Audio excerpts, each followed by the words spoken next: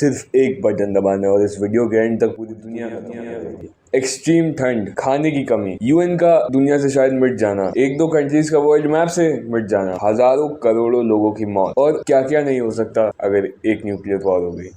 I think you would have had nuclear holocaust if I didn't deal with North Korea. I think you would have had a nuclear war if I weren't elected. 15:45 hours, India conducted 3 underground nuclear tests in the Pokhran range. Pakistan today successfully conducted 5 nuclear tests. The results were as expected. There was no release of radioactivity. हमारे अखबार वाले भी लिखते थे पाकिस्तान के पास भी nuclear है, तो हमारे पास क्या है भाई? ये दिवाली के लिए रखा है क्या?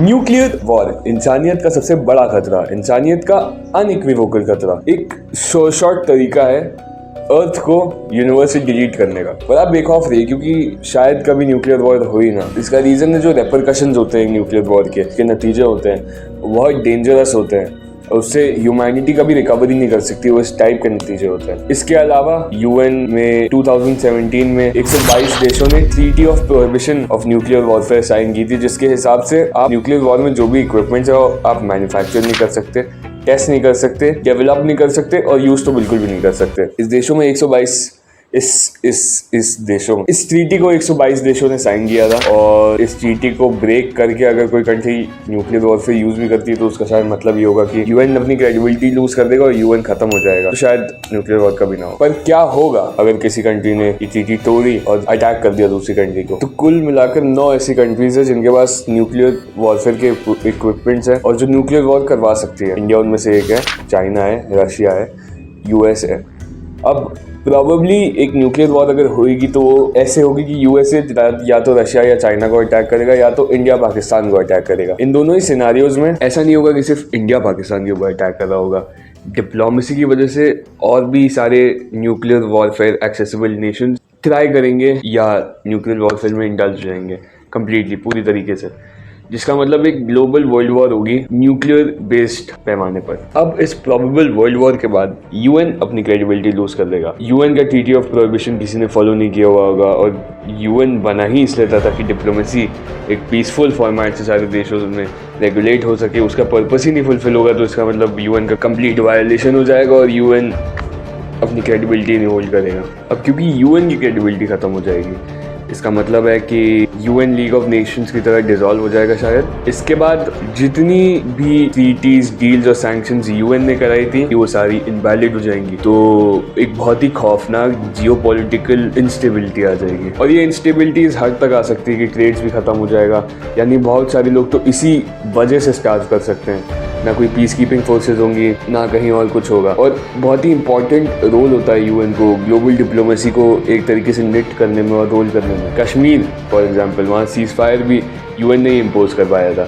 ये सारी चीज़ें इसकी कोई मान्यता नहीं रहेगी, तो इसकी वजह से और ज़्यादा वॉर इंस्टिगेट होगा। लेकिन इस सारी पॉलिटिक्स को साइड हटाकर जो सबसे बड़ी दुर्घटना होगी, जो सबसे डेंजरस सिचुएशन होगी, जो ह्यूमंस को एक्सटिंक्शन तक भी ला सकती है, वो है न्यूक्लियर विंटर। अब न्यूक्लियर विंटर क्या है? न्यूक्लियर विंटर बेसिकली तब होगा जब एक न्यूक्लियर अटैक हुआ मान लीजिए और उसका सारा स्मोक इवेपोरेट करके, दैट्स द राइट वर्ड, एक मशरूम क्राउड की तरह बन जाएगा। आप किंग जोंग उनके हेयर स्टाइल का भी एग्जांपल ले सकते हैं। अब इसका मतलब बादल के भी ऊपर बादल बन जाएंगे, तो जो सन रेस पहले पेनिट्रेट करके आती थी क्लाउड्स को और धरती पर आती थी, वो सारी उनको और ज़्यादा पेनिट्रेट करना पड़ेगा, जिससे बहुत सारी सनलाइट रिस्ट्रिक्ट हो जाएगी, बहुत ज़्यादा वेजिटेशन हार्म कर जाएगा, बहुत ज़्यादा नुकसान होगा लिविंग ऑर्गेनिजम्स को। सिर्फ ह्यूमन्स को ही नहीं, सारी लिविंग ऑर्गेनिजम्स को बहुत ज़्यादा दिक्कत होगी। इसका मतलब कि ठंडी बढ़ जाएगी, एक्सट्रीम ठंड हो जाएगी, पानी की शॉर्टेज आ सकती है। और टेक्नोलॉजी एक लग्जरी होती है दोस्तों। टेक्नोलॉजी तब होती है जब हमारे पास पेट भरने के लिए कुछ है। टेक्नोलॉजी को ह्यूमन ने तब एक्सप्लोर किया था जब ह्यूमंस को हंटरिंग और गैदरिंग का काम नहीं करना था। टेक्नोलॉजी का इवॉल्वमेंट खत्म हो जाएगा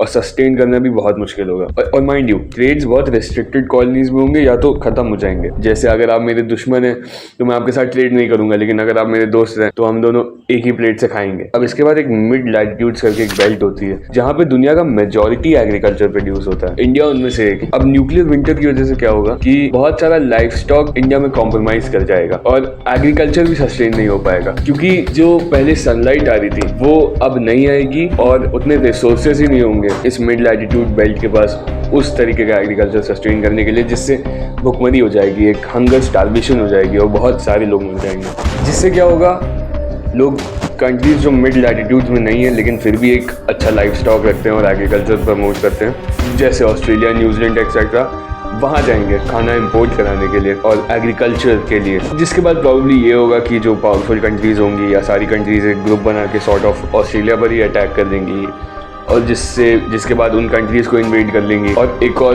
वॉर होगी, एक और जंग होगी और लोग मरेंगे। एक टोटल एस्टिमेशन पे अराउंड 5 बिलियन लोग मर सकते हैं अगर एक न्यूक्लियर वॉरफेयर हुई तो। न्यूक्लियर वॉरफेयर से मेरा मतलब है अगर एक ग्लोबल वर्ल्ड वॉर हुई यूजिंग न्यूक्लियर वेपन्स तो 5 बिलियन लोग मर सकते हैं, यानी आधी से ज़्यादा ह्यूमैनिटी खत्म। इसके बाद एक हायरार्कल कैपिटलिस्टिक हंगर गैप भी बन जाएगा।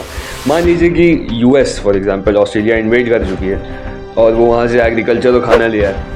अब यूएस में बहुत सारे लोग ऑलरेडी मर चुके होंगे because of hunger and starvation, जो पॉवर्टी लाइन के बिलो होंगे, लेकिन जो लोग मान लीजिए मिडिल क्लास थे अब वो पॉवर्टी पे आ चुके हैं। अब क्या होगा कि जो अमीर हैं वो ज़्यादा पैसे दे के सारा ही खाना खरीद लेंगे और जो गरीब हैं वो गरीब ही रहेंगे, वो मर जाएंगे। This will lead to more death. एक हायरार्कल कैपिटलिस्टिक हंगर गैप बन जाएगा। दोस्तों, युवाल नोआ हरारी ने अपनी बुक सेपियंस में एक लाइन लिखी थी कि आप किसी भी स्पीशीज़ की सक्सेस इस पैमाने पर नाप सकते हैं कि उनकी कितनी डीएनए कॉपीज है, यानी उनकी कितनी पॉपुलेशन है, और इस केस में ह्यूमन पॉपुलेशन मेजॉरिटी से भी ज़्यादा खत्म हो जाएगी। तो साइंस में इतनी एडवांसमेंट करने के बाद, टेक्नोलॉजी में इतनी एडवांसमेंट करने के बाद क्या ह्यूमन सिविलाइजेशन एक सक्सेसफुल सिविलाइजेशन होगी? ये सारा डिस्ट्रक्शन सिर्फ एक बटन से हो सकता है और सिर्फ एक आदमी की विल से हो सकता है, जो भी इस बटन को पहले दबाएगा। अब सोचिए कितनी पावर है इस दुनिया के सिर्फ कुछ लोगों के पास, सिर्फ गिने चुने लोगों के पास इस दुनिया में कितनी पावर है कि वो दुनिया को ही खत्म कर सकते हैं। अब इससे हमें क्या पता चलता है? इससे हमें ये पता चलता है कि it's very important to choose the right leader, it's very important to choose the right king, the right leader. एक सही राजा आपको सही डायरेक्शन में लेके जाएगा। और इसी के ऊपर हमारी अगली वीडियो, तो स्टे ट्यून्ड। इस वीडियो में इतना ही, और घर के अंदर रहिए क्योंकि न्यूक्लियर वॉर नहीं होगी। तो इस वीडियो के बाद एक बार सोचिएगा कि आप कितने ग्रेटफुल हैं क्योंकि आप आज की दुनिया में रह रहे हैं। आप वर्ल्ड वॉर 2 के समय में नहीं रह रहे हैं। आज की दुनिया का माइंडसेट वर्ल्ड वॉर 2 की दुनिया जितना फ्रेजाइल नहीं है। आज डिप्लोमेसी अपने पीक पर है। हालांकि बहुत जंग हो रही है, बहुत लोग मर रहे हैं, लेकिन तब भी stay grateful for what you have. और इसी के साथ मैं आपसे अगले वीडियो में मिलता हूँ। तब तक के लिए जय हिंद, जय भारत।